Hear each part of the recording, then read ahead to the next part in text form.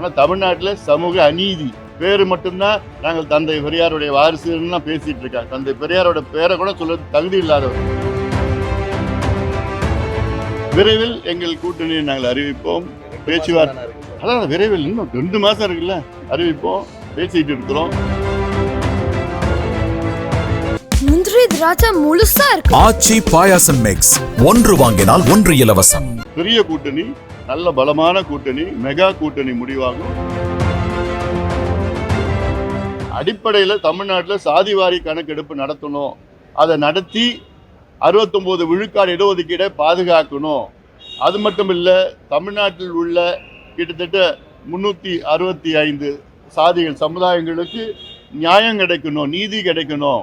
யார் யாருக்கு இடஒதுக்கீடு மூலமாக வேலை கிடைக்கலையோ, இடஒதுக்கீடு மூலமாக படிப்பு கிடைக்கலையோ, அவர்களை கண்டறிந்து அவர்களுக்கு படிப்பு, வேலை, பொருளாதார முன்னேற்றம், வீடு கட்டி கொடுக்கறது, கடன் கொடுக்கறது, இதெல்லாம் கணக்கெடுப்பு நடத்தினா தான் கிடைக்கும், தெரியும். அந்த கணக்கு எடுப்பை கூட நான் நடத்த மாட்டேன் என்று சொல்லுகின்ற ஒரு முதலமைச்சர் நீங்கள் பார்த்துருக்கீங்களா? தமிழ்நாட்டில் இருக்கிறார். அவர் பேர் தான் மு.க. ஸ்டாலின். இதே கணக்கெடுப்பு ஆந்திராவில் எடுத்துட்டு இருக்காங்க. தெலுங்கானா எடுத்து முடிச்சுட்டாங்க. கர்நாடகாவில் 2 முறையாக எடுத்து முடிச்சு விட்டார்கள். ஒரிசால எடுத்துட்டு இருக்கிறாங்க, பீகாரில் முடிச்சுட்டாங்க, ஜார்க்கண்ட்ல எடுத்துட்டு இருக்கிறாங்க. அங்கே சமூக நீதியை நிலைநாட்டுகின்ற அரசு அங்கே இருக்கிறது. ஆனால் தமிழ்நாட்டில் சமூக அநீதி பேரு மட்டும்தான் நாங்கள் தந்தை பெரியாருடைய வாரிசுன்னு பேசிட்டு இருக்காங்க. தந்தை பெரியாரோட பேரை கூட சொல்ல தகுதி இல்லாதவர்கள். எவ்வளோ ஒரு அநீதி நடக்குது. கர்நாடகா உயர்நீதிமன்றம் தெளிவான ஒரு தீர்ப்பு வழங்கியிருக்கிறார்கள் 2 மாதத்திற்கு முன்பு. என்னென்ன, மாநில அரசு மட்டுமில்லை, மத்திய அரசு மட்டுமில்லை, மாநில அரசுகளும் சாதிவாரி கணக்கெடுப்பு நடத்தலாம், அதில் வைத்து திட்டங்களை கொடுக்கலாம் என்று தெளிவான தீர்ப்பை வழங்கியிருக்கிறார்கள்.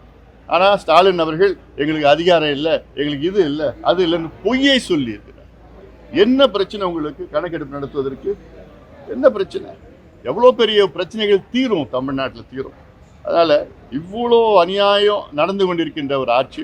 இதில் என்ன ஒன்று பார்த்தா, தொழில் முதலீடு வந்துடுச்சுன்னு ஒரு பொய்யான தகவலை வெளியில் பரப்பி, அதுக்கு பிறகு நான் ஒரு ஆவணத்தை தயார் பண்ணி அதில் சென்னையில் வெளியிட்டதுக்கப்புறம் இப்போ அடங்கிட்டு வாயை யாருக்கும் திறக்கிறது இல்லை. இப்போ 11,32,000 கோடி முதலீடு வந்துடுச்சு, 34 லட்சம் பேருக்கு வேலை கிடைச்சிடுச்சின்னு சொல்லி இந்த பொய்யை முதலமைச்சரும் தொழிலமைச்சரும் நிதியமைச்சரும் தொடர்ந்து சொல்லிட்டு வந்திருந்தாங்க. அப்புறம் ஒரு புத்தகம் போட்டோன்னே அடங்கிட்டாங்க, வாயை இப்போ திறக்கிறது கிடையாது. 80% வந்துடுச்சு, 90% வந்துடுச்சு. எவ்வளோ தெரியுமா வந்திருக்குது? 8.8 விழுக்காடு தான், 8.8% தான் தொழில் முதலீடு வந்திருக்கு. 1 லட்சம் கோடிக்கு கம்மியாக வந்திருக்கு. அதில் தமிழ்நாடு அரசு அமைச்சரவையில் ஒப்புதல் அளித்தது பார்த்தீங்கன்னா கிட்டத்தட்ட 1,56,000 கோடிக்கு தான் ஒப்புதல் கொடுத்துருக்குறாங்க. அப்புறம் எப்படி 11 லட்சத்துக்கு மேலே வந்திருக்குன்னு எப்படி பொய்ய சொல்கிறீங்க? பொய்யான ஒரு ஆட்சி நடந்துட்டு இருக்காங்க. நிச்சயமாக இந்த தேர்தலில் படுதோல்வி அடையும் திமுக, படுதோல்வி அடையும். அதில் நம்ம பார்க்க தான் நம்ம போகிறோம். அதனால் இது மக்களுடைய நிலவரம் இது. அதனால் இன்னும் இருக்கிற ஒரு 2 மாதத்துலையாவது நல்லது கொஞ்சம் பண்ணிட்டு போங்க. இந்த கணக்கெடுப்பு நடத்துங்க, விவசாயிகள் பிரச்சனை தீருங்க. நீங்கள் கொடுத்த வாக்குறுதி கொடுத்தீங்க, அரசு ஊழியர்களுக்கு பழைய ஓய்வூதியத்தை கொடுப்போம் என்ற வாக்குறுதி, செவிலியர்களுக்கு வாக்குறுதி, துப்புரவு பணியாளர்களுக்கு வாக்குறுதி. ஏன்னா எல்லாமே நீங்கள் ப்ரைவேட்டைஸ் பண்ணிட்டு இருக்கீங்க, தனியார் மயமாக்கிட்டு இருக்கீங்க. போக்குவரத்து துறையை பார்த்தீங்கன்னா நீங்கள் தனியார்கிட்ட பேருந்து வாங்கலான்னு ஒரு சட்டம், ஒரு ஆணை.